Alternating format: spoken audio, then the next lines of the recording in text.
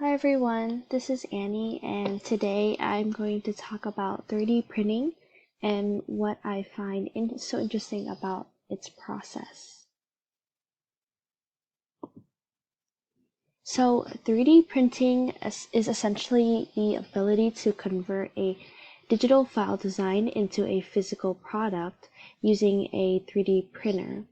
And these 3D printers work by laying down super thin layers of plastic until a full object is created. So some examples of 3D printed objects could be product prototypes such as little machines or engines. It could also be used in dentistry to create molds or dentures, and it could also be used recreationally to create art sculptures, such as the ones shown in the photo below. And here are like smartphone cases. So this is what a 3D printer can look like. There are many different versions, but this is the most common printer. So there are many purposes of 3D printers. Again, like I said earlier, 3D printers can be used for prototyping, maybe designing and researching a product before actually creating it. And 3D printers are a very sustainable process since they don't include any harmful chemicals, and they generate very little waste during the manufacturing. So the 3D printing process is as follows. First, the design will go through various programs such as CAD or computer assistant design and STL or standard tessellation language, so that the products can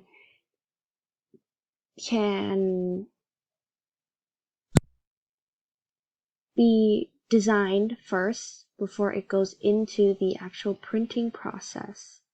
There's also a slicing program which defines the print pattern and creates all the measurements of like each layer or each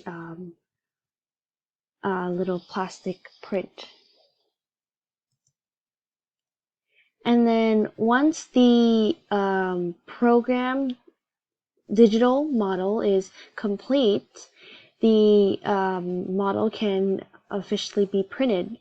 So there are three different steps that the printer goes through. So first there is fused deposition modeling or fused filament fabrication, and this is essentially just the type of technology that is used to perform this certain application, like create prototypes and models and things like that.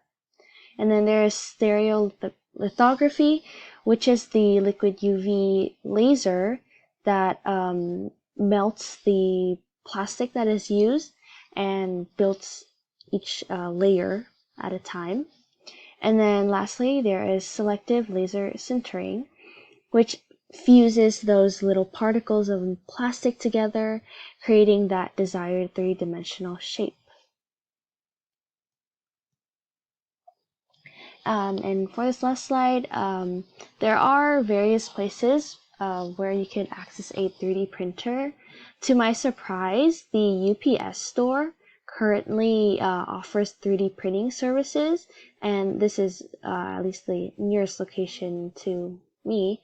So I thought that was really interesting. I didn't know that UPS does that. And I'm like 99.8% sure that the Ohlone STEM department has a 3D printer for students and faculty usage. I asked a classmate who spent time in person before COVID and everything on campus, and I believe they should have this for us students there. And yeah, that's all for my presentation. Thank you for listening.